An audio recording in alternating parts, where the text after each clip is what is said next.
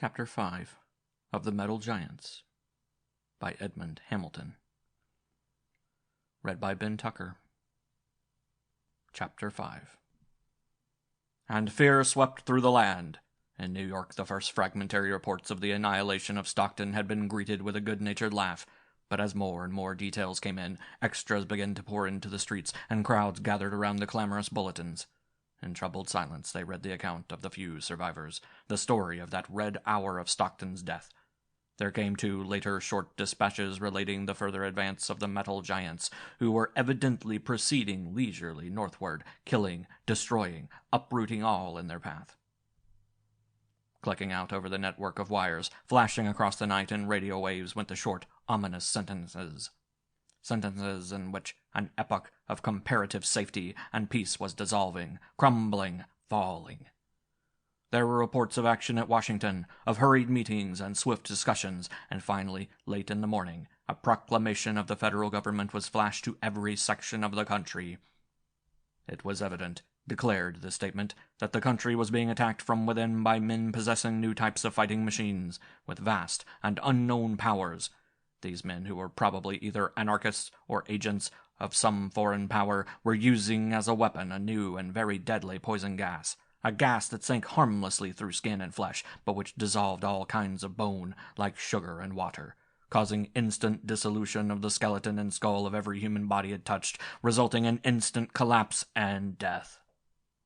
Therefore, it was advisable for everyone living within a 300-mile radius of Stockton to take refuge in flight. Troops and artillery were already on the way to meet and battle the new foe, and scientists were being consulted as to the best method of combating it.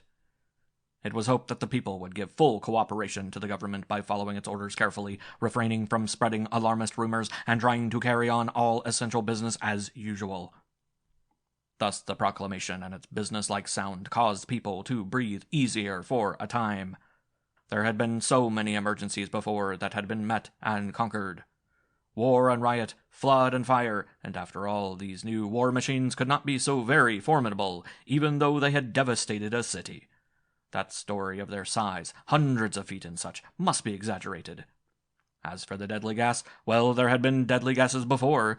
Anarchists, foreign invaders, whoever they were, the soldiers would stop them. A few high-explosive shells would fix them. Thus did the average citizen reassure his household when anyone in it expressed anxiety or fear. After that first panicky moment, the usual serenity of the country was again ascendant, and there was but little open worry concerning the enemy. An ignorant observer would scarcely have suspected the existence of the things, except for the newspapers. It was definitely known that the metal giants, leaving 4 of their number at Stockton, were now advancing north toward Wheeling and Pittsburgh, 18 in number. Airplanes and scouts reported their destruction of all towns and villages in their path, whose inhabitants had fled at the first alarm.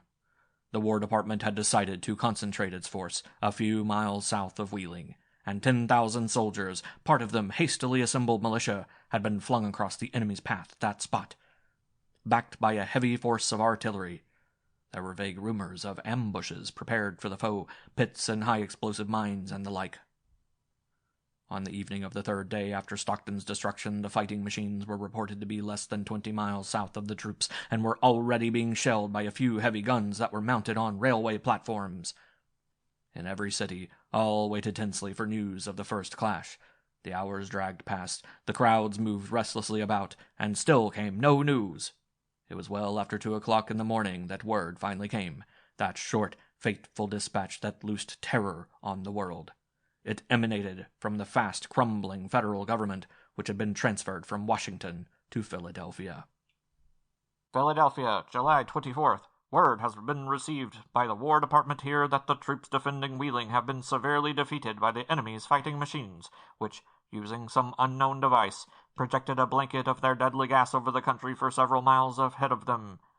9/10 of the troops have been killed without seeing the enemy. The remnants of the force have retreated towards Pittsburgh, and it is thought that the fighting machines have already entered Wheeling. One is believed to have been destroyed by shell fire early in the engagement, but aside from this they have proved to be quite invulnerable. No word has yet been received concerning the smaller force of troops detailed to attack the 4 machines at Stockton, but it is doubtful, if such an attack has already been made, whether it was successful. No one has yet seen the men controlling and operating the fighting machines, as they seem to stay closely hidden within the latter. But they have shown by their actions that they are quite merciless, so warning is conveyed to the people of the country that when any section of the country is invaded by the enemy in these machines, the only safety at present lies in flight. Offers of military aid have been tendered this government by several European powers, but until some new and effective weapon can be devised, it will be impossible to meet this unknown foe in battle with any chances of success. End of Chapter 5.